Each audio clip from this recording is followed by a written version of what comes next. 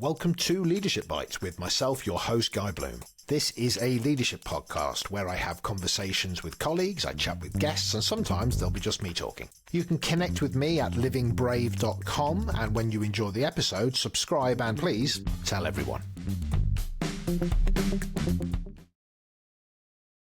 So, Brad, it is absolutely, exciting to have you on this episode of Leadership Bites. Welcome. Thanks for inviting me. Well, I have a privilege of, if I didn't have a podcast and I just randomly sent you an email saying, could I have an hour of your time? I might get a no, who are you? So one of the beautiful things about a podcast is there's a reason to speak to people such as yourself. Now, I always start the podcast in the same way, which is I clearly know who you are. I don't do an introduction, but it'd be great just to hear that overview of, if somebody met you at a barbecue and they said, oh, Brad, hi, what do you do? What are you about? What would you say and how would you talk about that? Well, I was with Accenture for 22 years. 10 of those years were as a partner, and my practice area was higher education. So I worked with Ohio State, Michigan, Columbia, Vanderbilt, the big publics, big privates.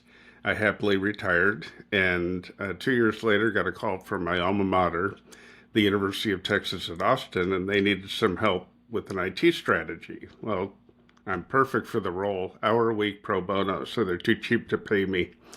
And that was in October. By March, I was half-time, June full-time, and I was there for 8 years as the Chief Information Officer. Actually, remember now that you said that, I did some work with Experian, and I was in Austin, Texas. Oh, wonderful. At their data hub.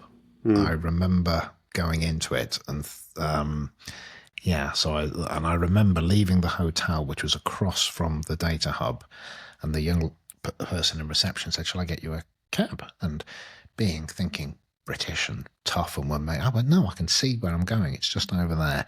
And she went, no, I'll get you a cab. I said, no, I can see it. It's just over there. I'll walk out. And I walked outside. And of course, with the humidity, my shirt just went dripping wet. I walked straight back in and she said, will you go and change your shirt? I'll get you that cab. I know. I went, okay, I get it now. I get it why everybody takes a taxi everywhere. But anyway, completely by the by.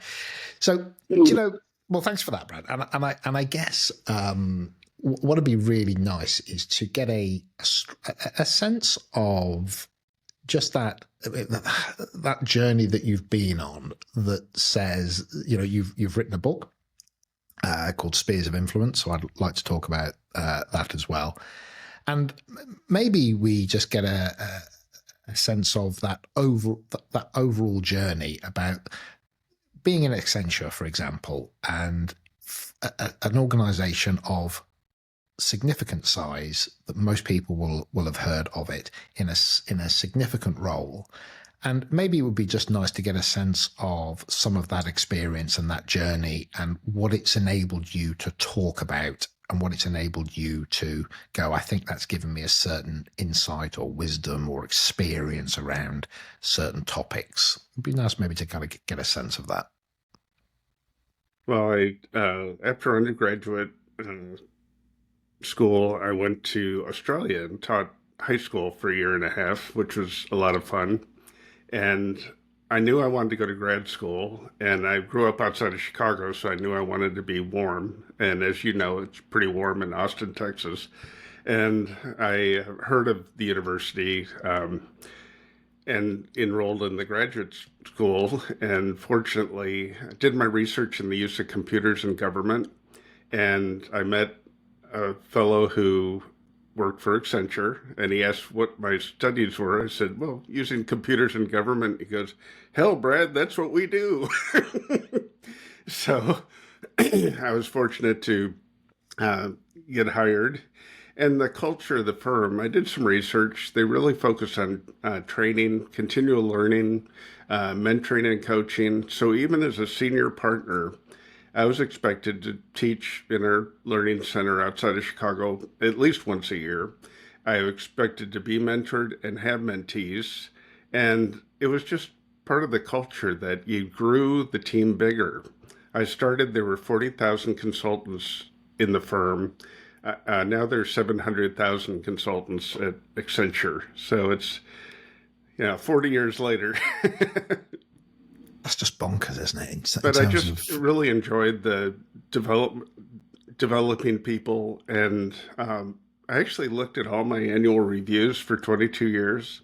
And I could say without a doubt, my partners really did a great job in guiding me in how to be a partner. So I wasn't the best, programmer in the world, but they didn't hire me to be a programmer. They hired me to be a partner. And, they often gave me stretch roles where I was a manager, but they put me in a senior manager role. I was a senior manager, they put me in an executive role. And it was really a great way to learn because, if it didn't work out, they didn't hire you to do the role. So you could always, learn more and try it again. And so just the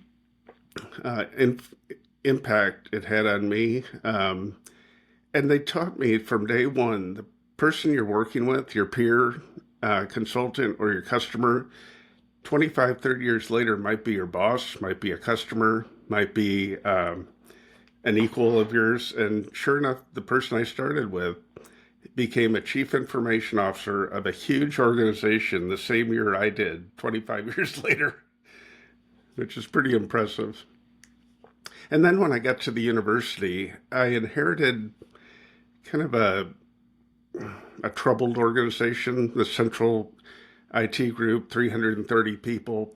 Their culture was one of heroics and rewarding how you dealt with fire drills, which is the opposite of my style, which is, I want to be proactively focused on customers. And so I had to work with my organization, my direct reports, to articulate what are the values that we want to have as an organization. And we had feedback from the campus. They wanted transparency, they wanted truthfulness, they wanted consistency, they wanted customer service, all the things we weren't rewarding at the time. And of my 7 direct reports, 3 of them fell by the wayside. So I was able to fill them with people who had more of a customer focus. And we slowly changed the organization. One of my direct reports read the manuscript. She says, "Brad, you forgot my story."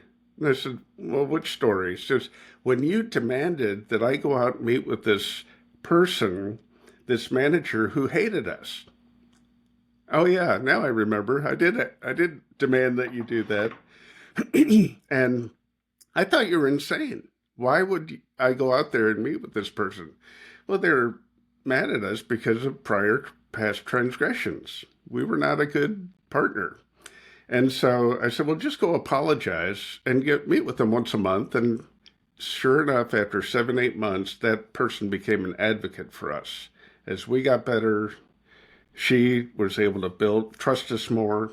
Her boss, who also had bad behavior and experienced bad behavior from the prior regime, he became an advocate. So I would meet with 7 to 10 of my peers across campus. My direct reports would meet with 7 to 10 of their peers, and that created almost like a nervous system where we would get feedback on our services. We would tell them, changes coming. We, when in my first year, everything was on premise, meaning we had our own machines and they were old, 8 to 10 years old. So over 8 years, we moved as much of the IT services as we could to the cloud. Learning management system, email. We had 140 email systems, just ridiculous. Well, now we have one. Then, Workday for HR payroll. So all those services, each of those projects took 2 years. Well, that means you're irritating everybody at least once a year. You're changing out their phones, you're changing out their email, and so you had to have that communication, those open lines of communication, and that really helped build trust. I had a peer of mine who would call me up if he heard a rumor. Brad, I heard a rumor that you don't have enough licenses for the students when they do their training to work in a lab. Well, we need that for federal requirements. Says, that's a great rumor. I'll go check. And fortunately, we did have enough licenses for the students. But had I not had that communication two-way, that could have festered and blown up into something big. So first of all, I have to pause and go back to 700,000 associates, which I know is, that's just not a number I even begun to understand obviously it's globally, but that's still just a huge number of people. So I know it's not necessarily what we're here to talk about, but I'm just like, wow, that's just something. So in these experiences, this has led you to have a line of sight on how to make things work, how to get people on side, how to create. And I do like that, that you said it's like a nervous system, which is seeing things like an ecosystem in some ways as a living, breathing kind of system, which I think I'm quite interested in. So you wrote a book, which we'll put the links to, but you wrote a book called Spheres of Influence. That's the how to create and nurture authentic business relationships, and I can hear that in the narrative of what you're talking about. And if somebody was to look at the book and go, go on Amazon, everybody's got a book, right? Why would you want somebody to read yours? What do you expect them to gain from it? And why would you want to encourage people to say, do you know what? If this is what you want to get from a book, this is why you should look at mine? Well, my goal was to really help people grow in their careers, and either early in their careers or mid-career. And several people who read the manuscript gave copies of the book to their adult children who said, you won't get this in business school. This is really important to be successful, but no one's going to teach you this. And then the mid-career and people of my vintage would say, gosh darn it, I wish I had this book when I started 30 years ago.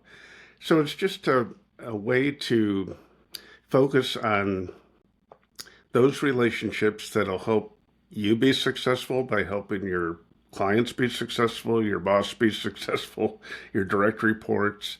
And there are three principles I found when I finished the manuscript. There are three principles that applied to all the business relationships. And one is understanding their goals and aspirations. Who doesn't want to have someone understand what your goals and aspirations are? Certainly as a boss, I welcome that question. Second, set and manage expectations. So simple, but I was really bad at it early in my career, and I got much better at it later in my career, and that can save you so much grief over time. And third, genuinely care about their success. So this is way beyond networking, which is superficial and transactional. I listened to your podcast on the craft of leadership. It's developing the craft. It's a learnable skill. You don't have to be born with it. But a lot of people don't understand the importance, and they just want to stay in their office and stay behind a screen. And you can't be effective doing that. I'm very interested in that, what you've just said there. I think there's something about, some people may be more innately confident, and they may be more innately gregarious, and so it's technically easier for them, I guess, as a starting point. But also, when you move into roles in an organization, it's not just about doing the things that you like doing or the things that you're instinctively good at. So that word craft to me means conscious competence. Yeah. It means I've had to learn how to do it. We probably didn't all start off being able to read a P&L or, whatever it is. So you've learned that. So if I look at just what it is that we're talking about there, we're spheres of influence.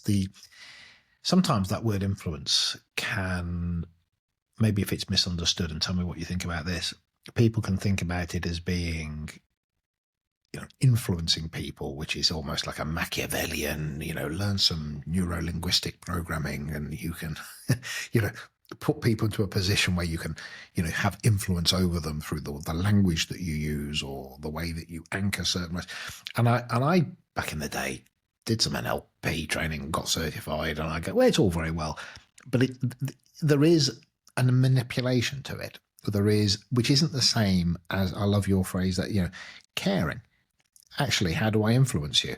Well, actually, if I actually believe that you have an interest in me, and actually it's beyond just your gain, then I may feel comfortable with you, which means I trust you, which means it's not that you're influential in the sense of the way that you're operating, but I'm willing to listen to you because actually, I know you have me at the core of what you're thinking, therefore it will have influence over me. And I just wonder if I'm interpreting, I'm layering my thoughts on what I've just heard. Is that what, bring that to life maybe for me? Well, you use the word trust, and that's the key.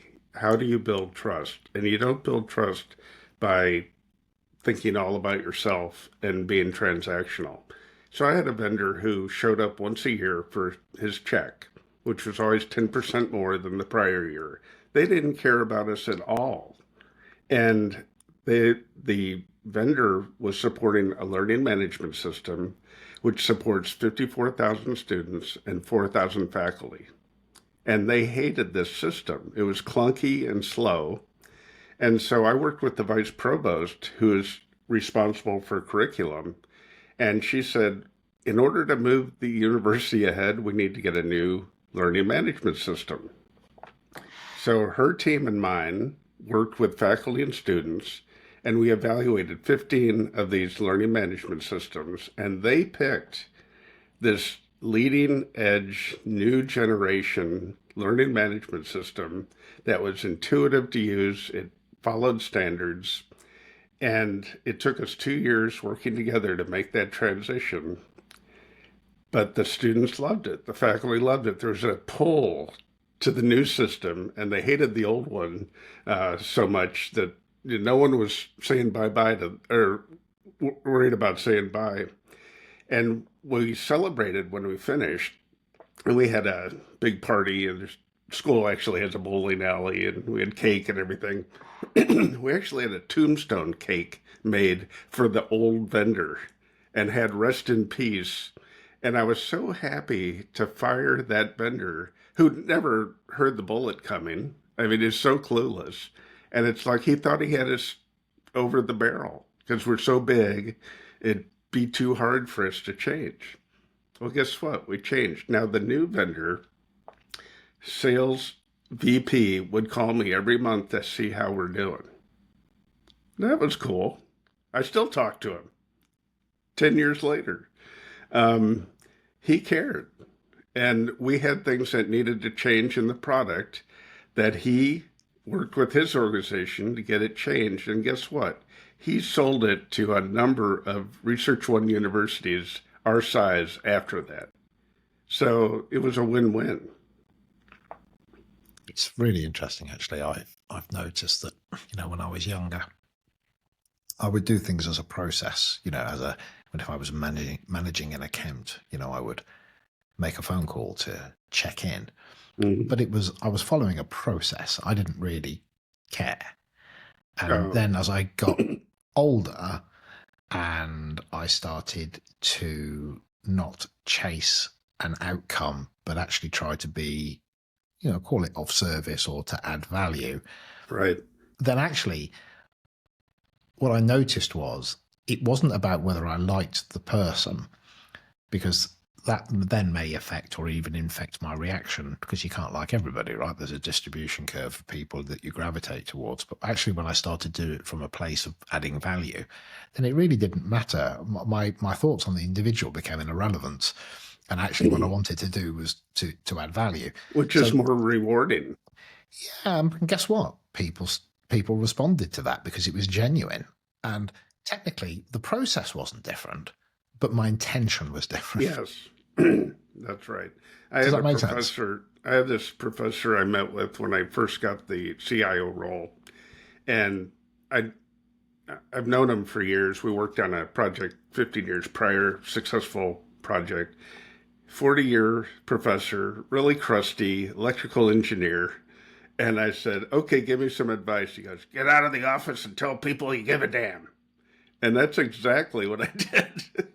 Because my predecessor was, the imperial CIO, where you come to the ivory tower and supplicate, and it's like, I'm a humble practitioner. I need all the help I can get. And so my peers, like the VP for public safety, I met with him every month because it wasn't a matter of if something would go wrong, when it would go wrong, and how do we work together when it would go wrong. And, we had a bomb scare, we had a shooting, we had a murder, we had 100,000 people in the stadium every other Saturday in the fall. Our teams worked together to keep people safe. And so it was intentional. And that's what I talk people I coach. I said, be strategic and intentional. You don't have to have authentic relationships with everybody. Prioritize. Your boss is obvious. You want to have a good relationship with your boss. Direct reports, yeah. Executive leaders, well, you better be prepared to work with them when you get the chance. All your staff, what values are you communicating to all your staff? And that's the inner sphere of influence. Then you have external customers, peers, and influencers, and strategic vendor partners, where you're probably meeting less frequently, but still you're seeking what are their goals? How can you help, as you mentioned? And if you can't help, can you get someone who can help them? Sometimes you're not the answer. And finally, genuinely caring. The litmus test of a good, authentic business relationship is 10 years can go by and you reconnect, and it's like you never stopped talking to this person. And I had a woman call me. She was a great client. Her son was applying for a job at the university. He was an attorney. I knew her son when he was 5 years old. And I said, of course I can help. So I talked to him and I said, look, universities all share information. So they have this association of lawyers across the universities. Find their website, find out what all the issues are, and you'll have a leg up. Because when I have a contract with a large company like Google, I get a contract from University of California, Berkeley. I don't start from a blank sheet of paper. And he got the job. It was just awesome. But she hadn't talked to me in 10 years or 15 years, but she felt comfortable doing that. It's amazing how that happens, actually, how if you were going, you mentioned about, what's that word? God, blimey, I've lost the phrase for it, which is when you networking. Mm. This whole idea of networking. But actually, yeah, you can make introductions. But the truth of the matter is, networking is longevity of relationship, which means people talk about you. And that's like having a landscape gardener come round or something like that, or somebody to do some tiling. They do a great job, fine, but then they engage with you, and you had they were in your house, which is your space, and they treated it with respect, and they wore covers on their shoes, and they said, hey, listen, don't worry, I won't leave any marks. And they're entering into your world, and they're seeing your perspective, and they're paying attention to it. And then, of course, you spend the next 20 years going, use this person. Mm-hmm. And that's right. So actually, is it how many people can you network with? Well, it's probably not how many. It's how many people can have a genuine experience with you. So now, that might be a lot less, right? I want to ask you this question. In 40 years, I've never been to a networking event where I got a customer. I got some business cards. Yeah. I mean, what a waste of time. Yeah. And I'm sure every now and then somebody gets something because you just happen to be, I just happen to be looking for this. I guess there is that pot shot moment of like winning the lottery, really, isn't it? You get that, but you're right. And that's where I say be strategic and intentional. If you want to sell to an organization, go to their website, understand their mission, their vision, their goals, their values. And then there's a technique that I learned at Accenture called power mapping. Get out their organization chart and circle, the obvious ones, but who else is influential in the organization? The chief of staff at a large Research One university, similar to the size of UT Austin, of the chief of staff of the CFO, was very influential. She was a 30-year employee, had the trust of the campus, all the business officers, and she and I worked together to change out all their accounting and payroll systems, which, again, affects everybody. And we're very successful. Then I went to another Research One university. I meet the chief of staff of the CFO, and she literally says, I'm not that influential. I've only been here a year. You don't need to meet with me. It's like, awesome. That saved me a lot of time. Funny, isn't it? And I was just thinking about that in terms of just the way my business works. It is, yeah, I can look at organizations and have an intention to make a connection with, but what I find actually is,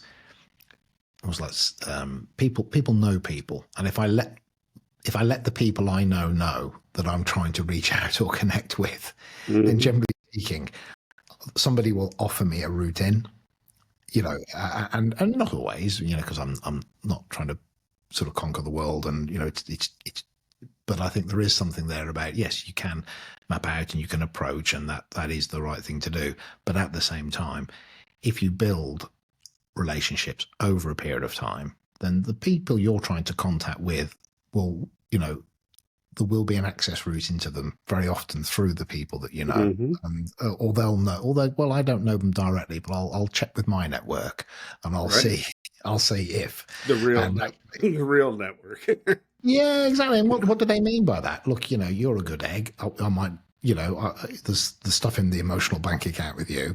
I'll ask around, but actually I do know somebody that knows Bob. So actually I'm going to make that introduction that way. Oh, okay. Thank you very much. All of these things. I think maybe as you get older, you realize that it's like when people, I think, talk about sort of selling, they go, build a sales funnel and become a thought leader, and everybody, you'll be working on a beach in the Bahamas before you know it. Yeah, I don't think that's the way it goes. I think one thing at the firm, and you probably had this experience, that 80 to 90% of our customers are repeat customers. Well, why is that? Because you built that trust. You set and managed expectations, you delivered, you helped them be successful, you're successful doing that.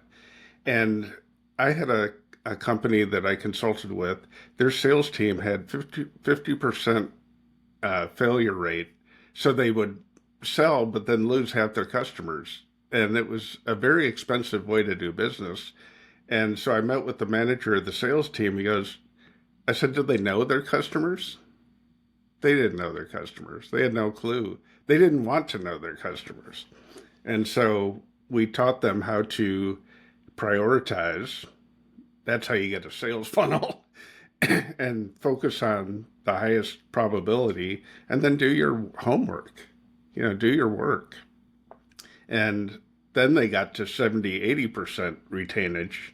And of course, that helped their bottom line tremendously. Yeah, if you're always looking to fill the funnel at the top, that's expensive, isn't it? Versus, and I think about myself even just right now, and 90% of what I do is through either somebody who, is through somebody I know, or somebody, almost like somebody's said, this is a good gardener. Yep. Somebody's offered me to somebody else. I'm looking for a coach. Well, I've worked with this fella, blah blah blah. So I think you're right. I think that is the way through. In terms of, I'm just looking at the titles in your book, chapters 1 to 4: relationship with the boss, relationships with executive leaders, relationships with direct reports, relationships with all of your staff. And you put those themes there about understanding goals and aspirations, and setting and managing expectations, and caring about their success. Mm-hmm. As you go into that part 1, that internal sphere of influence, is that the common theme? The 3 outputs, or as I go into relationship with boss and relationship with executive leaders, what am I going to get that's different in each of those chapters? Subtle differences, but definitely with your boss and direct reports, a lot of people are scared to ask their boss what their goals and aspirations are. It's not that hard. You just have to ask. And I had two phrases in the book that I found. One, people are not mind readers. So if you're the boss, your people can't read your mind. And if you're, the other phrase was use your words. So if you're a direct report and you need something, you need to tell your boss. They can't read your mind either. And the first 90 days starting in a new organization, as I did at the university, I met with all the direct reports and said, what are your goals and aspirations? Some wanted to be a CIO one day. Okay, when I go on vacation, you'll be the interim CIO.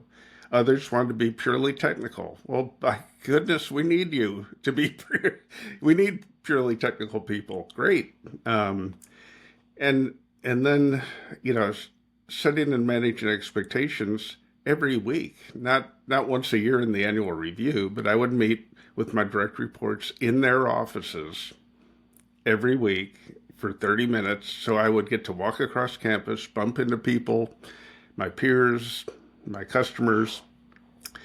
Their people would see me coming to their boss. So I'd show the flag, have a chat on the way. And, I think that helps build, their credibility. Part of that fire drill culture and heroics reward was they were just bad at setting and managing expectations. So I had a new director who was worried about this deadline he inherited from the prior director. And he was really nervous. He said, I don't see how this can be done in 6 months. And I said, you know what? It's taken us 40 years to get this way. We can wait another couple of months, just work it out with your team and come up with a new date. But he had the courage to ask. So there's something here about closeness, the willingness to, as you say, not sit in the office and just manage remotely. Right. And I'm wondering for the people that are naturally, if I think about people I know who just naturally, they go to a party and they're just naturally outgoing and they naturally, right, you could argue that it's easier for them. So there is something here about, for those that it is not a natural characteristic, for people that are not maybe just as confident, because seniority doesn't mean confidence sometimes, even though it possibly should. There's really something about understanding that actually this is your route to not just having control through process, but having control through people wanting to work for you. That's where the discretionary effort's going to come from, because they actually think that you have an interest in them. Right. There's something there about realizing that you're going to have to, if it's easy for you, fine. But if it's not, you're going to have to make yourself, call it vulnerable, but you're going to have to expose yourself so it becomes familiar, so it becomes normal for you. And if you're not willing to do that, you're never really going to get past transactional management. You're not going to get to people having a care. And if you drop the ball, they're there for you. They're thinking about things at the weekend because they want to contribute. Because I think discretionary effort is the difference between things getting done and there being genuine movement in an organization when everybody's giving beyond the tasking. That feels as if that's one of the massive roots to it. Yeah. And my approach was, I'm a team player.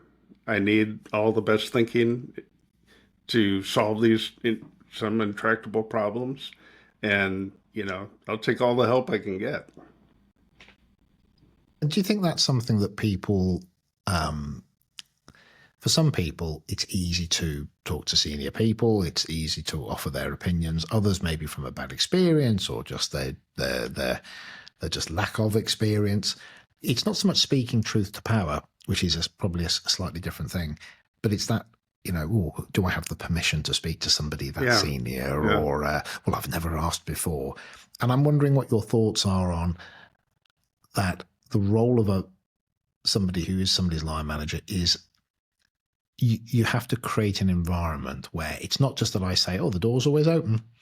Actually, if I'm not experiencing conversation coming back at me, curiosity coming back at me, challenge coming back at me, innovation coming back at me, then actually it may not be that the environment is preventing it, but people don't believe they have the permission, or they don't think it's an expectation, or they might need the personal confidence.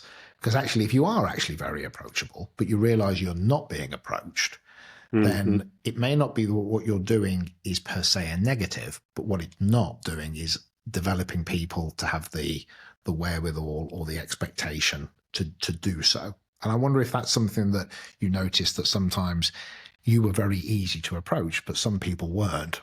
So you had to help them have that confidence or that permission to do it. Yeah. You're introvert. How do I help my direct reports who are more introverted? And I just said, use your calendar. Put this customer meeting on your calendar if you're working with them closely, once a month. Just put it on the calendar. If you're working with them less frequently, every 6 weeks. But just put it on your calendar. Prior to that, have the reminder to send an agenda to them. Here are the things I'd like to discuss. What would you like to discuss? And even my introverts found that helped them. One, it just forced the issue. They couldn't just let 6 months slide and never talk to their customer. And I would ask them to report back to the team, what did you learn? When you talk to facilities, and we're building a new building, what feedback do they have? We weren't good partners with facilities before. I told the head of facilities, I want to be the best partner you ever had. I'm sorry for those past transgressions, but we have to work together. 16 million square feet of buildings, we have to work together, and I want to work together. So my network engineer, he handles, one of the largest networks on the planet, 250,000 devices hooked to the network every day. And he reminded me that when he had to go out and talk to customers, he not only had to know about his projects like voice over IP, we changed 21,000 phones, but he needed to know about the learning management system project. He needed to know about the move to email. He needed to know what the other directors were working on. And, he became more valuable to his customers, but he appreciated not being siloed into just being the network guy. But just put it on the calendar.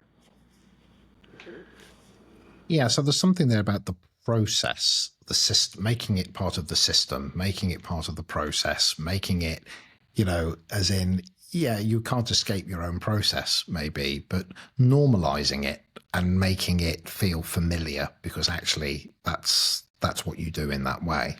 That feels as if that helps somebody, because this is what we do. This is the job. This is the process. This is the system.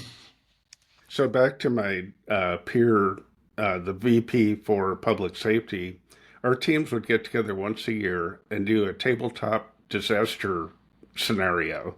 It could be an ice storm. It could be the power went out. It could be a hurricane, cybersecurity breach. And our teams would work together, and we always learned something.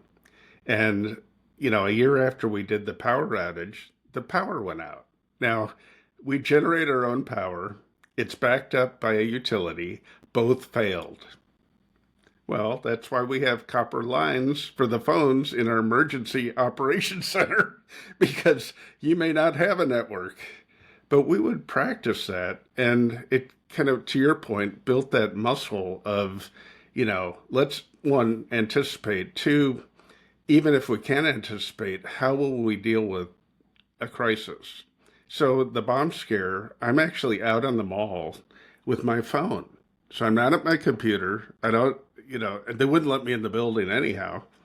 And we had a standard operating procedure. We all jump on a conference call, all my direct reports and all his direct reports. He's connected to executive leadership, and we work the bomb scare out on the mall on my phone. And I think that's what it is, isn't it? It's when you have an uncertainty. It's what did the fire brigade do? They train, don't they? They train right. So the level of competence outweighs the anxiety. I'm Absolutely. So well trained that actually, even though I haven't come across this particular scenario, I've become so familiar with my own internal process that I almost have a kind of autonomic response to it. Yeah, it's a muscle memory. Because I've trained it as a muscle memory, and I think that's very interesting what that is, and I think that's important because I think for some people this idea of relationships and this idea of just engaging people and influencing people is maybe some I'm just not like that, or I haven't got that kind of character, or and maybe it's like a sport where okay, some people may be instinctively better at a sport. That makes sense. I do martial arts, and there are some people that I was never very gifted at it. There were some people that I would go, flipping heck, he only just got shown that and he's already better than I am. But from sheer hard work, I could become good at it. Right? Maybe never quite as good as somebody that just had the innate skill, but I was good enough, or I could get to a good level. And I think that's what it is, isn't it? You don't always have to be world class. You don't always have to be, maybe they won't write a book about it or about you. But actually, you can still be somebody that people trust, somebody that people feel comfortable with, because you build in a system of familiarity, of getting to know you, of spending time with you. And it's a process. Just think, if you have 70,000 people coming to your campus every day, things will go wrong. It's just inevitable. Yes. So I worked on one skill, which is the skill of apologizing. And the art of apology, there's actually a book called The Art of Apology. And I made it a point that if there was an outage, we would communicate quickly. Here's the outage situation. Here's what we're doing to fix it. Here's what we're doing to keep it from happening again. I'm sorry it happened. And over time, that would build confidence that we weren't hiding from our problems. And my message to my organization was not if it'll go wrong, when it goes wrong, and how we deal with it. And, just sometimes people in the organization screw up, but you're still accountable, so you have to apologize.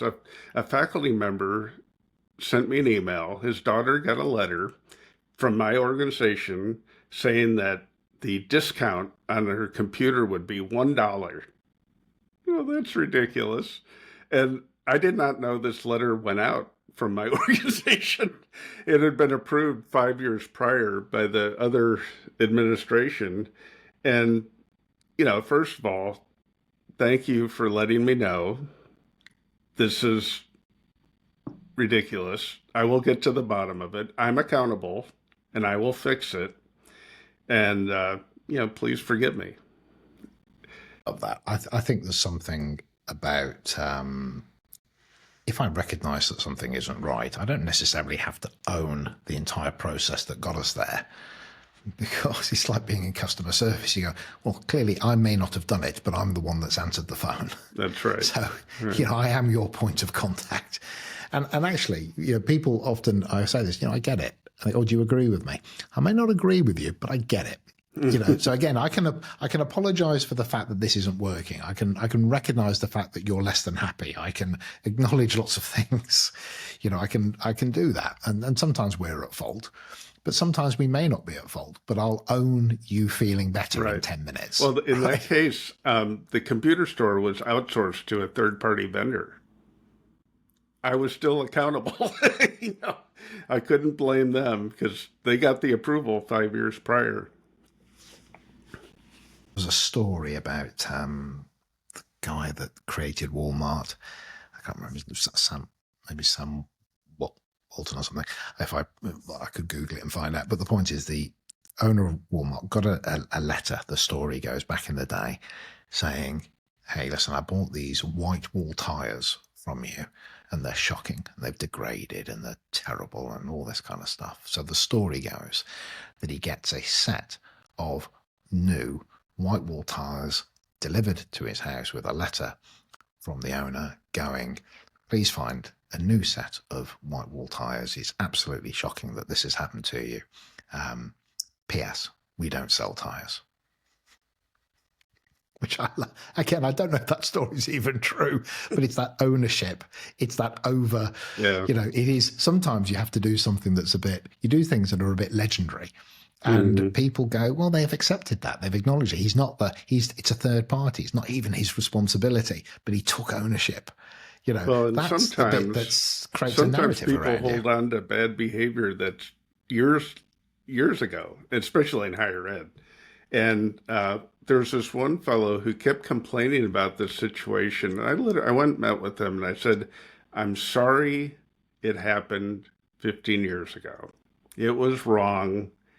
Would you please just forgive me and let it go? Because we're not going to do this anymore." And it's like he finally let it go. Well, you're asking somebody to press the reset button, aren't you? You're saying, if I accept your truth, I can't take the ownership of a thing I wasn't there for. Right. But what I can take ownership of is what happens next. Exactly. But if you won't let me be the best version of myself, I can't give you the experience you want. That's right. So I'll own it from this point on. That's right. You have to wipe the slate clean with me. Yep, that's what I had to do. That's really powerful. So, setting and managing expectations, I wanted to share with you because I was really bad at it early in my career. So I'd just say yes to everything and work too much. Yeah. Excuse me. And I had this type A personality boss, and I was trying to leave at reasonable time to have dinner with my wife, and the phone rings literally 5 p.m. and it's the boss. And she goes, "I need a white paper, a white paper." Everything sounded urgent with her. Everything urgent. And just the day before, I finished a book, which is called Managing Expectations, written by a psychologist who works in IT. And she had a technique, just say, "Whoa." Don't say no, because that'll upset a type A personality person, but say, "Whoa." So I was scared, but I said, "Whoa. When do you need this white paper?" Oh, let me check. I need it in 2 weeks. Okay. How many pages should this white paper be? 3 pages. I was thinking 10. Do you have an example of a white paper that you could give me? Oh, yeah, David. I did one on XYZ Corporation 10 years ago. Well, guess what? I went home and had dinner with my wife. Now, before I learned to say, "Whoa," I would have called her, canceled dinner, upsetting her and me. I would have stayed up all night. I would have delivered a 10-page white paper the next day and get yelled at. Just saying "whoa" gives the space and time to really understand what is needed, especially with a hard-charging boss. And everybody's vocabulary. I sometimes notice that when I speak to people, I go, "Look, this is Guy speak. It may not be yours." And there is something there about, be it whoa or just, okay, let me just ask you a couple of questions. It's a buffer, isn't it? It's not having a triggered response. It's not being triggered by somebody's anxiety. It's knowing when, insert name here, but it's not even the individual, but when somebody comes at me like that, the manner, my way of handling that is just to acknowledge it and go, okay, so what do you actually need and when? Yeah, I love that. I think that's because I had a direct report. One of my direct reports reminded me, she read the manuscript, said, "Yeah, you taught us to slow down because I'm hard charging. So I want to get in there and fix it. And you've made us take the time to understand what the problem really was." And instead of rushing off to solve it, you'd make us stop and think about it. And sometimes it just resolved itself. I noticed this in sports where I do martial arts, I keep mentioning that. But when I'm with people that are of a very, very high level, they're often not, even though it feels incredibly fast, they're not incredibly fast. What they are is incredibly fluid. So they go at a certain pace, but as they go from movement to movement to movement, it's just at a steady state. So you have this experience of them being quite fast. But people who are junior are trying to go fast. Mm. But it's a fast move gap, and actually it's quite hard work. And I think that's what this is. When you become more experienced, you realize there is a kind of, it's not a flow state per se where I'm not thinking, but there is a flow that you can operate in consciously. So not a flow state of just unconscious competence and I'm just doing it without thinking. No, we are doing it with craft, which is to recognize we're not going slow to be slow, but actually there's a pace and there's a tempo. And if we rush, we will stumble. We want to have pace. We want to be pacey, but let's not let the context overrule us. You know, and that is the wisdom of a bit of experience, and it's knowing that actually this moving in this way will get us there a lot quicker with our car. And when people watch us, there's a narrative around when you go and speak to these people, they have a tempo, they have a, you know, they'll sort it out. They're very calm. They move at pace, you know, and I noticed that about any high performing team. When they get the tempo right, things get done quickly, but they may not always be moving quickly, if that makes sense, you know. So I'm fascinated by that. So listen, I'm super aware of time. As we approach an hour, you know, it's people generally somewhere around 45 minutes to an hour. That's enough for people. And you know, if I lived down the road from you, I'd be there all night, sort of talking stuff, and you'd be going, "It's time to go home, guy." Well, next time you come to Austin, we'll have a beer. Bingo. We'll definitely do that. And where do people go if they want to kind of get more Brad? Where do they go? I'm going to send you a link in. I'm going to send. Oh yeah, obviously I'm on LinkedIn. I have my own website, www.bradenglert.com, but I'm going to send you a link for your show notes that I'll send your listeners to a free sample of the book, how to buy the book, and how to get time on my calendar. So I'll send that to you right after. Perfect. And I'll make sure that's in there. So listen, just thank you. I always know that somebody is very competent and capable when it's just an easy conversation, and you know, they're not trying to push an agenda or, you know, sort of stuff. And there's an ease of confidence around you that I have a sense of that kind of depth of experience, and I value that. You're easy to listen to, which again tells me that, you know, there's wisdom and knowledge in there. So I would advocate to people, follow the link, get the book. I think Spheres of Influence: How to Create and to Nurture authentic business relationships. I think that's a pretty good reason to read anything. So on that note, I'm going to say thank you. Thank you for coming on. Thank you for your time, and just stay on while I just make sure everything loads up. But just for me and everybody listening, thank you so much. Thank you. That's it. I hope you enjoyed the episode. Subscribe so you don't miss out. Please tell other people, help spread the word. Interested in working with me? Go to livingbrave.com, hop onto LinkedIn, Guy Bloom, and of course, even buy the book, Living Brave Leadership, at amazon.com. Take care.